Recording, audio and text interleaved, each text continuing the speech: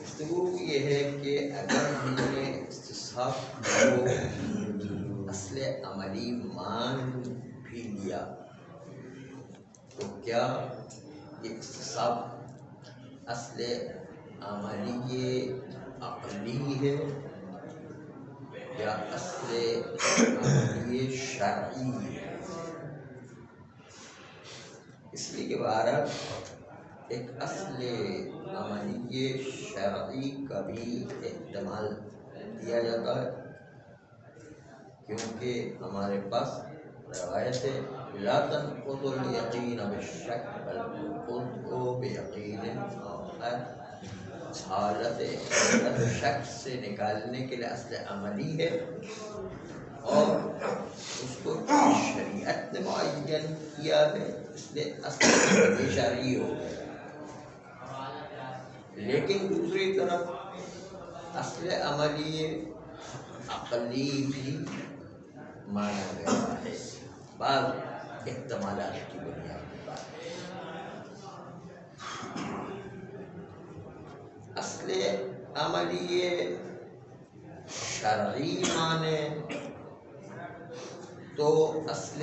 عملی قاعد طہارت و قاعد علیت کی طرح شرعیہ ہو جائے، کیونکہ وہ بھی خالص شرعی ہے۔ کل شیء طاہر حتی تعلم انہ نجس، کل شیء حلال حتی تعرف انہ حرام بعینہ۔ اسی طرح لا تنقض الیقین بالشک روایت کی بنیاد پر اصل عملی شرعی ہو جائے، لیکن استصحاب میں ایک اصل عقلائی کا بھی احتمال ہے، اصل عملی عقلائی، کیونکہ مقام تصور میں اور مقام احتمال میں ہم گفتگو کر رہے تھے، استصحاب میں جو بھی احتمالات امکان رکھتے ہیں وہ لے کر آئیں۔ استصحاب عقلائی یعنی وہ مسائل کے جو عقلاء کے درمیان رائج ہیں، عقلاء کے درمیان رائج ہوتی عقلائی کہلاتی ہے۔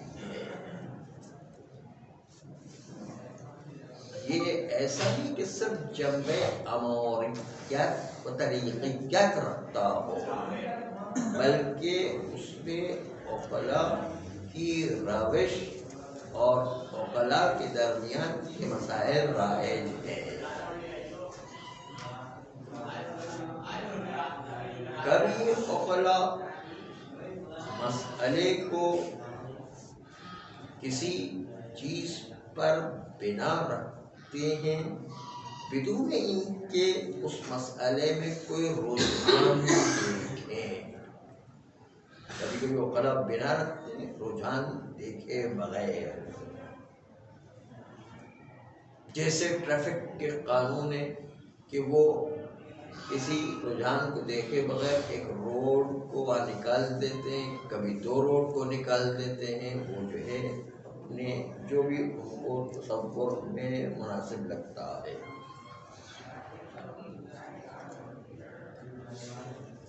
اگرچہ کہ رجحان نہیں ہے لیکن از نظر احتمال مزیت رکھتا ہے ان کی نگاہ کہ یہاں پہ ایک روڈ نکالے بہتر ہے یا دو روڈ نکالے بہتر ہے، یہ وہ جو مزیت سمجھتے ہیں۔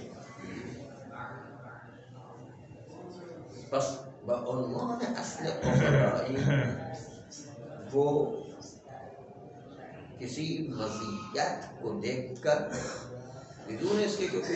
رجحان ہو، کسی مزیت کو دیکھ کر آپ نے دیکھا ہوگا انعام نکالا جاتا ہے تو کوئی مزیت کوئی جو ہے رجحان نہیں ہوتا، جس کا بھی قرآن نکل آیا اس کو جو ہے انعام دے دیا جاتا ہے، حالانکہ اس کو کوئی جو ہے رجحان عقلی تو نہیں، پھر بھی اس کو انعام دیتے ہیں کیونکہ اس کا نام نکل رہا ہے، ایک مزیت ہے بہرحال۔ کلمات مرحوم آخوند کفایہ میں اس معنی کی طرف اشارہ کرتے ہیں اور کہتے ہیں، کیا کہتے ہیں؟ عقلا کبھی کبھی تعبداً، یہ تعبد شرعی نہیں ہے، یہ تعبد ہے کہ مسئلہ ظنی عقلائی نہ ہونے کے باوجود یہ عقلا تعبداً، یعنی اس لیے کہ عقلا کا طریقہ ایسا قائم ہو گیا ہے، ہم بھی تعبداً اس پر اتباع کر رہے ہیں، کوئی ترجیح نہیں ہے، ظن نہیں ہے، کوئی جو ہے رجحان نہیں ہے، اس کے باوجود جو ہے عقلا نے جو ہے ایک کو جو ہے مثلاً کا جس کا قرآن نکلا ہے بس اسی کو دیں گے، کوئی ترجیح نہ ہونے کے باوجود، بنا رکھی ہے اس بات پر کہ جس کا قرآن نکلا ہے، کوئی رجحان نہیں ہے اس کا، پھر بھی جو ہے اس کو مقدم قرار دیا جاتا ہے۔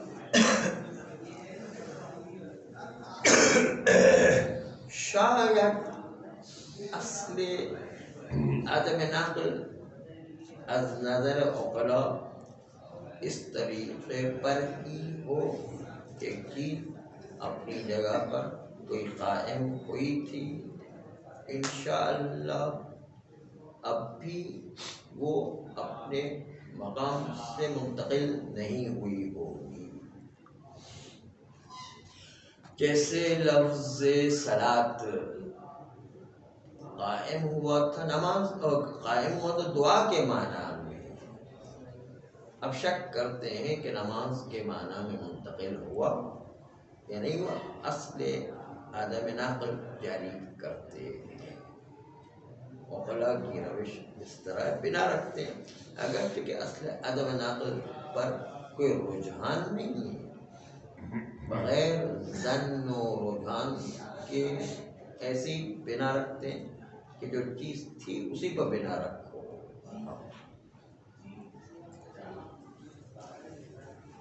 نماز کے مسئلے میں چونکہ ہمارے پاس دلیل موجود ہے،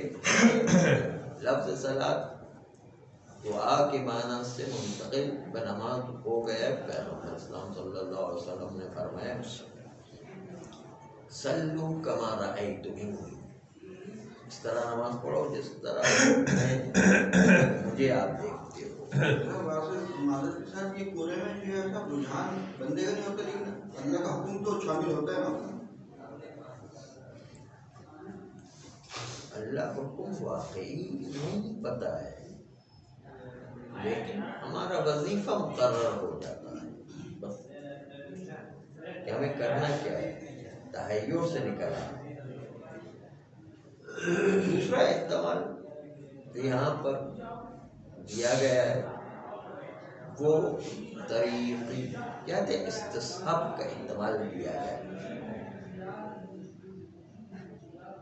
خبر واحد کی طرح، جس طرح خبر واحد ایک طرق و امارات میں سے شمار ہوتا ہے، استصحاب کو بھی اسباب کاشفیات، اسباب طریقیات و اماریات الی الواقع، اس کو بھی حجت مانے اسباب امارہ۔ ابھی ہم گفتگو کریں مقام احتمال و تصور میں کیا کیا احتمال بن سکتے ہیں، یہ احتمال بھی سب میں ایک نوع کاشفیت و طریقیت الی الواقع ہے۔ البتہ یہ بات میں آئے گا کہ طریقیات کی بنیاد پر ہم استصحاب کی کیا تعریف کریں اور اصل عملی کی بنیاد پر استصحاب کی کیا تعریف کریں. ہر ایک کہ پہلے استصحاب کی حقیقت تو پتہ چلے کہ وہ ہے کیا،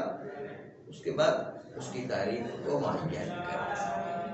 یہ دونوں ایک دوسرے سے منافات فعلاً تو دونوں ایک دوسرے سے منافات کہتے ہیں، دونوں مل کے کہتے ہیں. یہ تو احتمالات کی بنیاد پر کہ کیا احتمال لیا ہے. وہ کہنا چاہ رہے ہیں طریقیت جو ہے یعنی کہ وہ واقع سے مناسبت رکھتا ہے، اس سے منسلک. استصحاب جو ہے وہ شک کی بنیاد پہ، تو شک اور احتمال دیا بات ہونا سے عملی. آپ پچھلے درس میں تھے، وہ کل وہ احتمال واضح کیا تھا کہ اصل عملی کا بھی احتمال ہے کہ اس میں واقع سے کوئی رابطہ نہیں ہے. وہ پچھلی درس میں گزر چکا ہے. اس کا جو ہے وہ فقط تحیر سے نکالنے کے لیے شاعر نے وظیفہ شرعیہ بیان کیا ہے. وہ پچھلے درس میں گزر گیا. خوب اس احتمال طریقیات کی بنیاد پر بھی کبھی طریقیات شرعیہ ہوا کرتی ہے، یعنی شرعی طور پر شارع نے ہمیں راستہ دکھایا ہے کہ حالت سابقہ ہو تو شرعی طور پر آپ اسی حالت سابقہ پر باقی رہیں. اس کو کہیں طرق شرعیہ. اس وقت عقلاء کا کوئی درمیان میں ربط نہیں ہے، یعنی شارع نے اس حالت سابقہ کو اعتبار دیا ہے. اور فرض یہ کہ عقلاء نے اس اعتبار سابق پر کوئی تکیہ نہیں کیا ہے، صرف شارع نے اعتبار دیا ہے، تو یہ شرعیہ ہو جائے گا.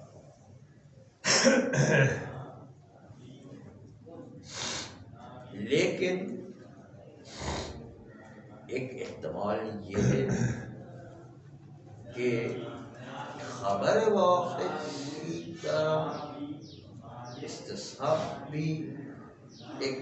امارے عقلائیہ ہو، یعنی عقلاء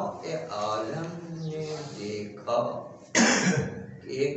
معتبر آدمی کی خبر پر بھروسہ کرتے ہیں. تمام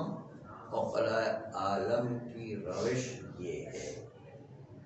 اس لیے کوئی ایک معتبر آدمی آ کے ہمیں کوئی بات کہتا ہے تو ہم اس کی بات مان لیتے ہیں، اطمینان ہو جاتا ہے. یہ عقلاء عالم کی دنیا بھر میں روش ہے. شارع نے بھی آ کے اس کو امضا کیا ہے، خبر واحد کو امضا کیا. اور کوئی چاہے عدم رد کے ذریعے سے کہ شارع نے اس طریقے کو رد نہیں کیا، جبکہ شارع ان کی آنکھوں کے سامنے اور ان کے کان کے سامنے تھا، اس کے باوجود جو انہوں نے کبھی رد نہیں کیا ہے. اس کا مطلب شارع بھی اس پر راضی تھا. وہی روش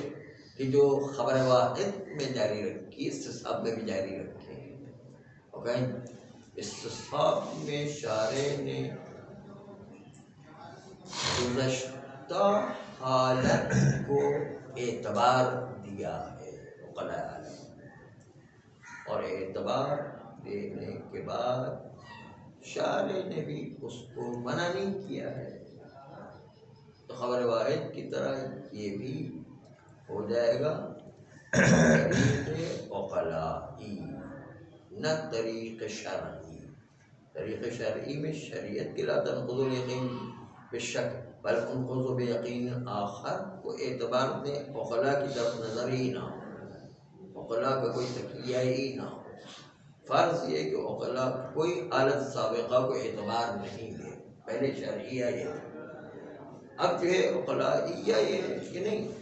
شریعت بھی امضا کے عنوان سے ہے، ورنہ اصل یہ عقلاء کی روش ہے کہ وہ حالت سابقہ کو اعتبار دیا کرتی ہے، اور شارع آ کر عدم رد کے ذریعے سے کہ یہ روش جو عقلاء کی جاری ہے اس میں کوئی رد نہیں آیا ہے، اس سے سمجھ میں آتا ہے